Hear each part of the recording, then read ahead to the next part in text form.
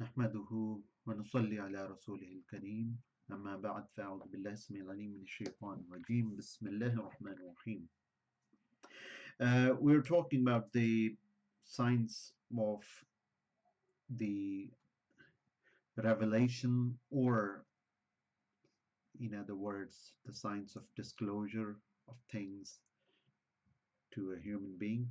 The first, Imam Ghazali rahmatullah alayh says in Ahya Ulumuddin, the Revival of Religions Sciences, page number 38, that the first division is that of revelation, and it is the knowledge of inward.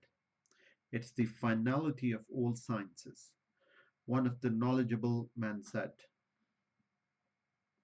he who has no share in this knowledge, I'm afraid that would have an evil end. And it's partly true, because all the Muslims, they are agreed that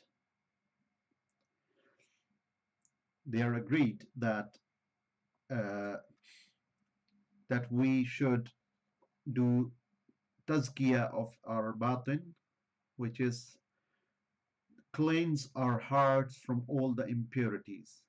And the basis of this knowledge is cleaning heart of all the impurities. So that's what every Muslim should do, that, because in the Quran it says قَدْ أَفْلَحَ مَنْ زَكَّاهَا وَقَدْ خَابَ مَنْ دَسَّاهَا, that whosoever cleanses his nafs and his heart is the successful person, and he whoso doesn't clean his heart is the loser.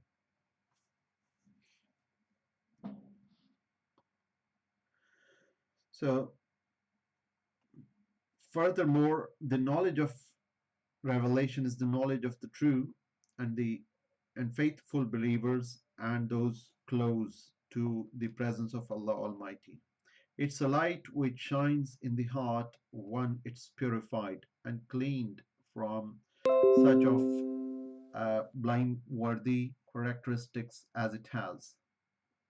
So with the help of this light, a lot of things are disclosed which he earlier used to hear their names and think it had general and ambiguous meanings, which come to be gradually evident and clear until a real knowledge of Allah's nature, abiding, never-ending perfect qualities, acts, His ordinance of creating the world and the hereafter, the point of superiority given by Him to the hereafter over this world, the knowledge of the concept of prophethood and the prophet, the concept of the divine revelation, the concept of Satan, the meaning of the world, angels and Satans, and how Satans are enemies to the mankind, and how the angel appears to the prophets, and how the divine inspiration has been revealed to them,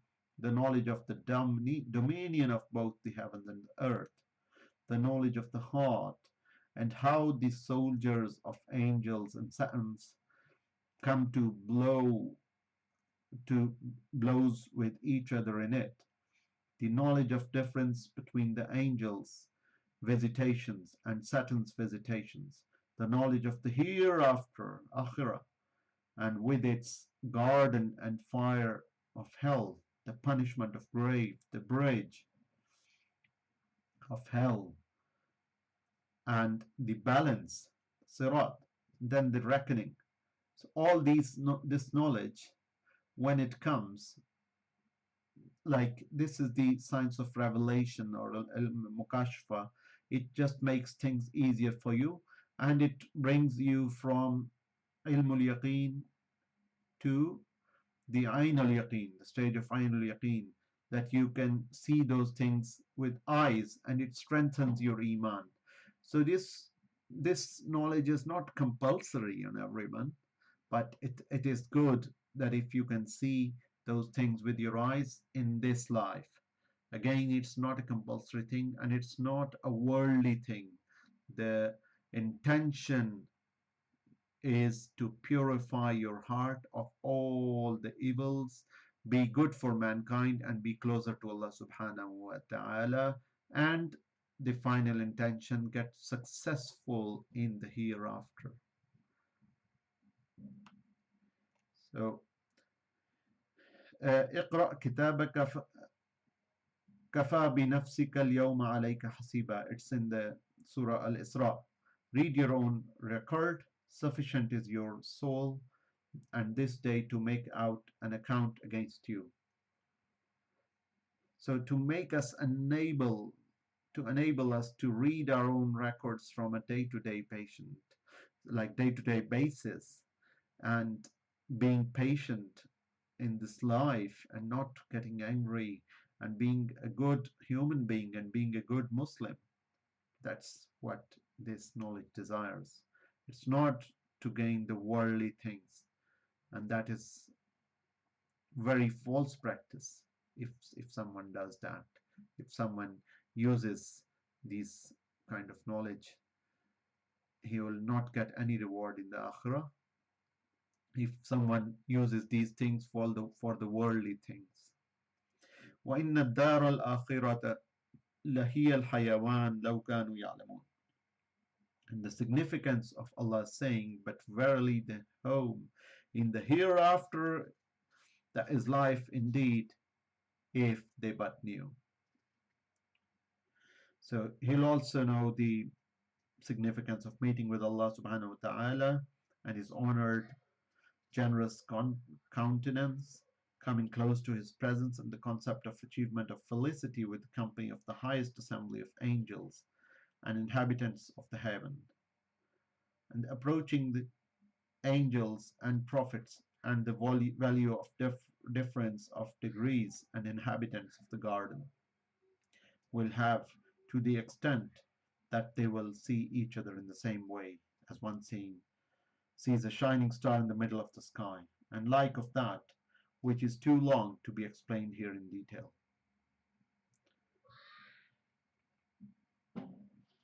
Then Imam Sahib says that the people are different in their understanding of those concepts. I won't read all this, but there is difference of opinion, and always respect the difference of opinion. So never ever denigrate people who don't believe in Ilm al-Mukashafa, and vice versa, people who don't believe, yes, that's fine. The basic belief is Quran and Sunnah. If you don't believe in this discourse, that's fine, but don't denigrate those people. Do not denigrate the awliya of Allah, because there are awliya from Sufia as well as there are awliya of Allah from Aslaf, from this Salafis as well. So respect each other and always think that you are like myself. I'm the most inferior of all the creation of Allah subhanahu wa ta'ala, and everyone is better than me, and I am the most inferior. It's a kind of functional, or it's a kind of good, healthy inferiority complex. So inferiority complex, there's an unhealthy inferiority complex. We should never ever develop that inferiority complex, because in that, oh, Allah made me the inferior, I'm the most inferior, I can't do anything, so I can't trust in Allah subhanahu wa ta'ala, there's no one looking after me. No, that's an unhealthy inferiority complex. The healthy inferiority complex which we should develop is, yes, I'm the most humble, and never be proud of yourself being humble, but just, yes, I'm being humble and I am the most inferior of the creation of Allah subhanahu wa ta'ala. Everyone is better than me, and if I have any authority, over others. I can use that authority by the powers given to me by Allah subhanahu wa ta'ala within limits and within bounds, and without being cruel or unjust to anyone. That's a healthy kind of inferiority complex. So yes, that inferiority complex is okay.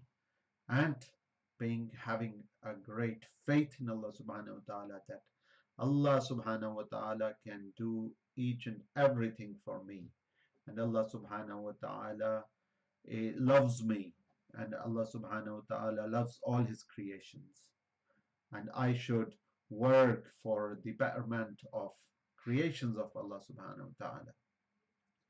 So that is the healthy concept. And then Imam Sahab says that we mean the science of revelation to lift the veil so that the truth of those things should be disclosed, so much clearer as if they are visible, in which there is no doubt.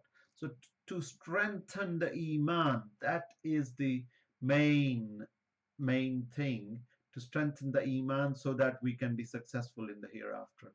That is the main objective of this knowledge, the ilm al-mukashafa, that if we are seeing the Jannah with our own eyes in the dream or in any other way, the main reason is that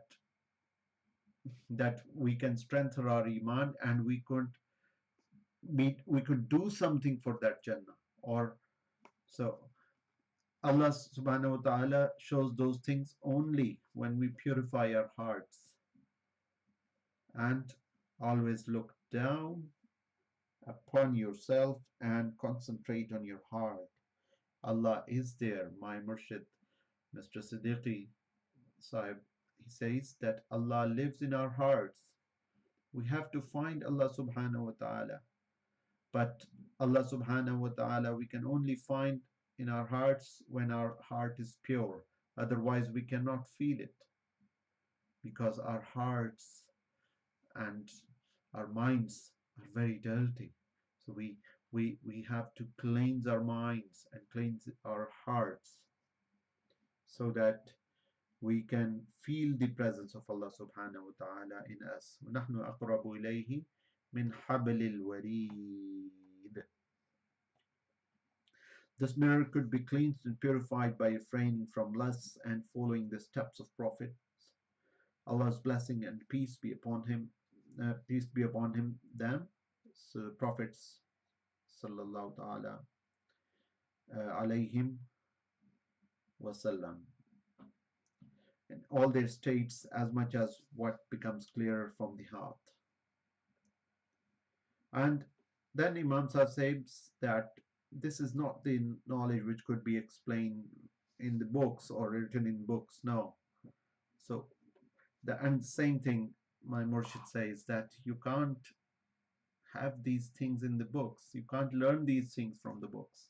You have to be practical. If you're reading any book, put these things into practice and purify your heart from all the evils which are coming in the next paragraph. That what are those evils from which we need to purify our hearts.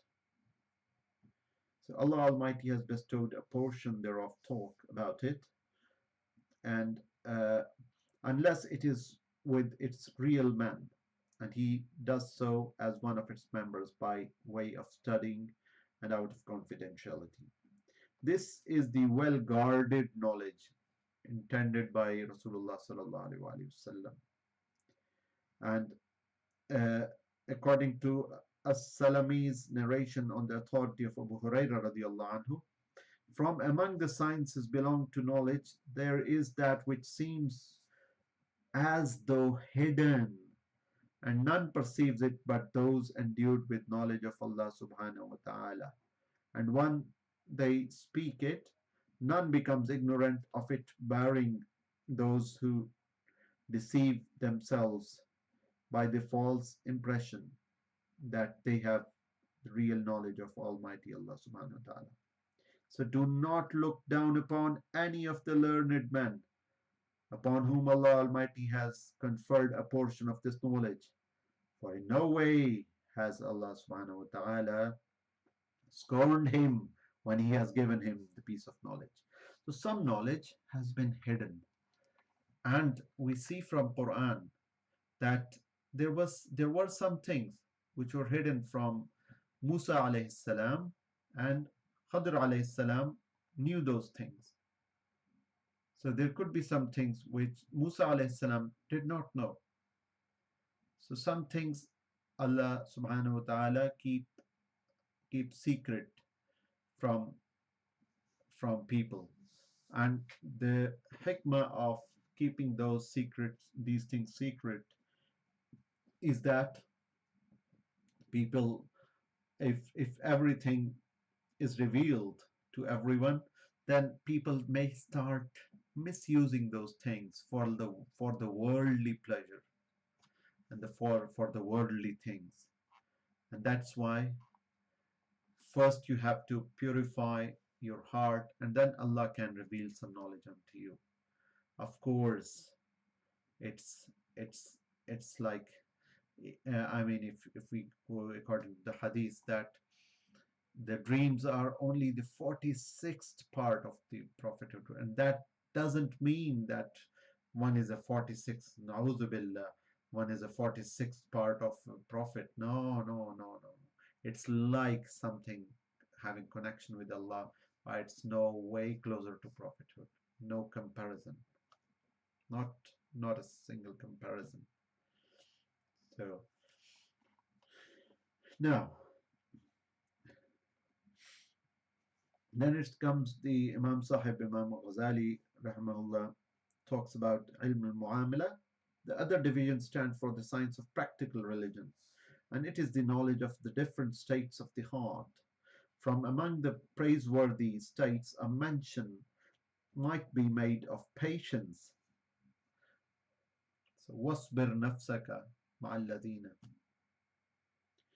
So basically, we should be patient, patience, sabr, tahammul, forgiving each other, and not shouting and not screaming when things go beyond our expectations. Like we learn from Musa and Khadr alayhi salam example, that like, why is there a hole in the boat?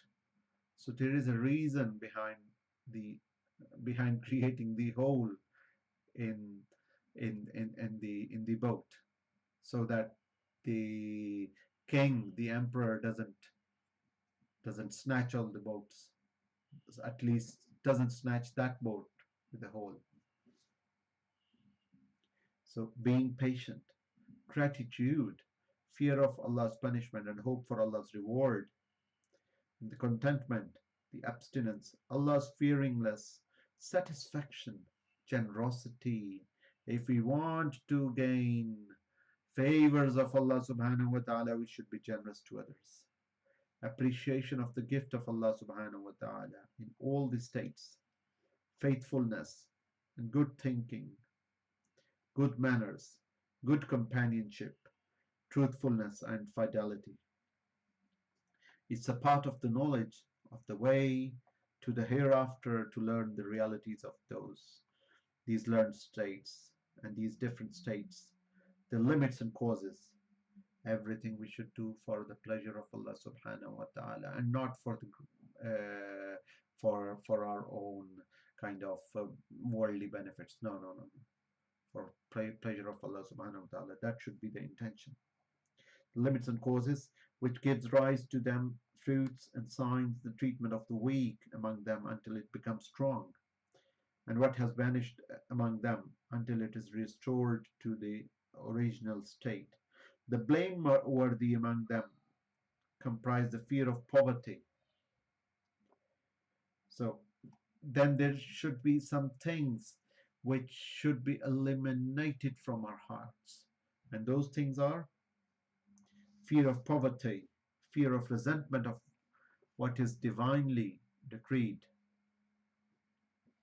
So we should we should be pleased and happy and glad with our decree, because it's written on the day one that this person will do this thing and will be punished like that, or this person will do this thing, or this person will be tried by Allah subhanahu wa ta'ala, or this person will be rewarded, this person will work very hard, and then Allah subhanahu wa ta'ala will give the ajr of his hard work in this dunya. Everything is written. So be positive and work hard, and be positive that Allah has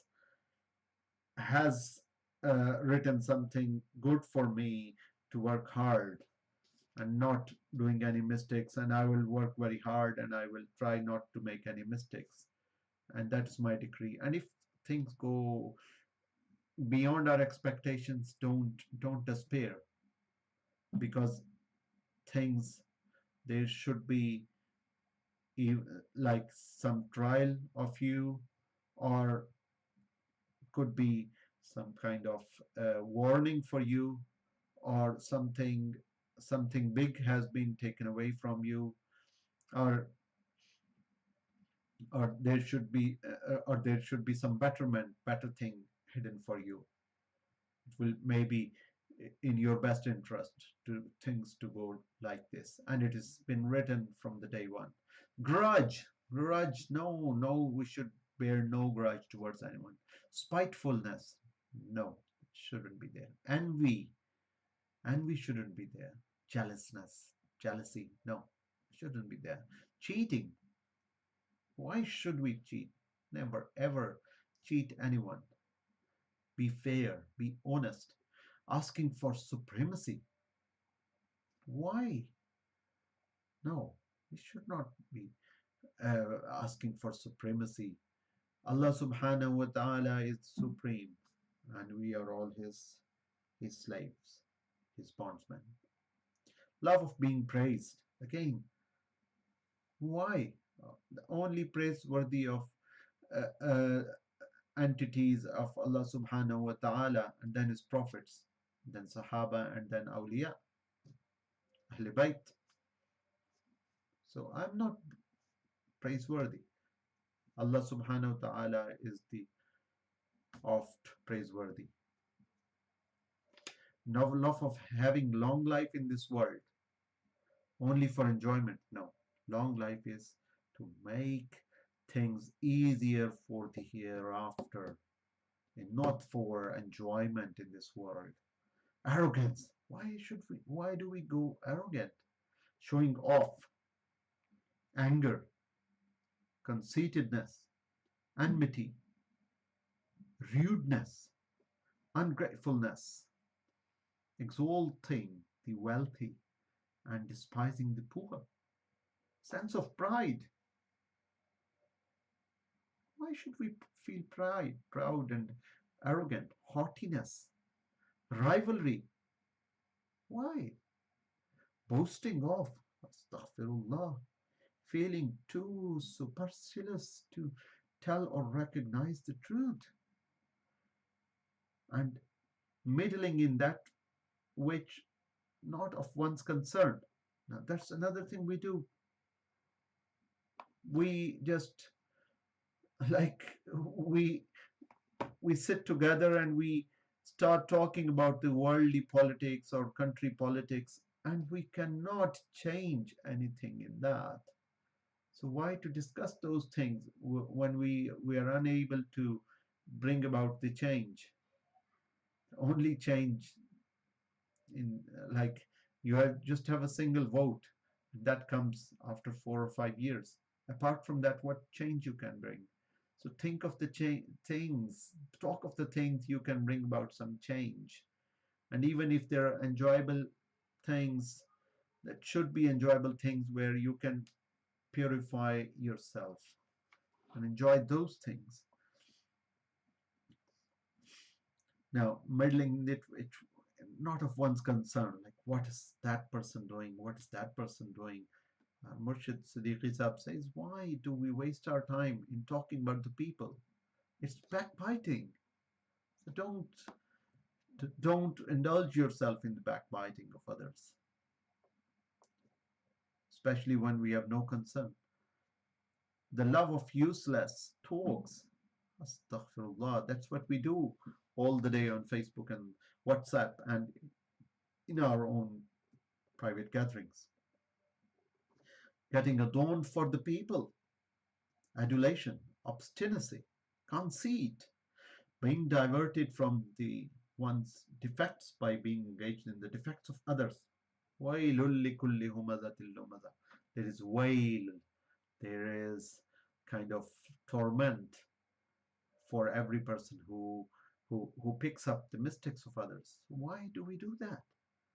Alienation of both uh, alienation of both grief and fear from the heart, extreme enthusiasm of self-reprisal. Like, shouldn't be self-boasting. No. In case one is put to humiliation. Lukewarm support of the truth. Outwardly announcing brotherhood and outwardly fostering enmity. No, shouldn't do that. We should announce brotherhood, but from the core of our heart. Feeling safe from the plans of Almighty Allah to take away what He has given, depending only upon the sneakiness, treachery, deception. Muslims should not do that. Any human should not deceive any other. Long hope for fulfilling what's desired, cruelty, harshness, ecstasy of world's pleasures, and dejection at the loss, feeling entertained with the creatures, and feeling lonely for leaving them, unkindness. Irhamu man fil ardi wa yarhamukum man fis sama. Be kind to the people in this world, in this earth, so that one in the sky can be kind to you. Whatever we do with people, Allah will do with us. Make sure and prepare for that. Reckless, hastiness, lack of shyness and mercy. And again, we don't have shyness. We shouldn't share those haram things in the WhatsApp and Facebook, the blameworthy pictures and videos. No, there's no space, no place for those things. Those blameworthy qualities and their likes from among the characteristics and states of the heart are seed beds of lewdness and nursery gardens of the turpitudes. And their opposites, that is, praiseworthy manners, are the fountainhead of all good deeds of obedience and work that bring one much closer to the presence of Allah subhanahu wa ta'ala. So make Allah subhanahu wa ta'ala make us pious people so that we can do everything for the pleasure of Allah subhanahu wa ta'ala. We can do things for the betterment of our akhirah, and secondly, the betterment of this world for as much as we need, not beyond the needs. Not means that having house in every city and every country. No, just according to the need, do for this world and do for the world hereafter, for which we have to, according to what we have to live in. So we have to live there for trillions and trillions and trillions of years, forever. It's not even thousands of years, not even hundreds of years. It's trillions of years we have to live there. So we should do something for that. And we should do everything for the pleasure of Allah subhanahu wa ta'ala. And we should worship Allah subhanahu wa ta'ala because He is worthy of worship. That is the best quality of a human being and a Muslim, that to worship Allah subhanahu wa ta'ala, because He's praiseworthy and is worthy of worship. So may Allah subhanahu wa ta'ala make us His favorite slave, and He make us that Allah subhanahu wa ta'ala starts liking us. He likes us, but He starts liking us even more. وآخر دعوانا أن الحمد لله رب العالمين والصلاة والسلام على أشرف الأنبياء والمرسلين. مولاي صل وسلم دائما أبدا على حبيبك خير الخلق كلهم. مولاي صل وسلم دائما أبدا على حبيبك خير الخلق كلهم. مولاي صل وسلم دائما أبدا على حبيبك خير الخلق كلهم.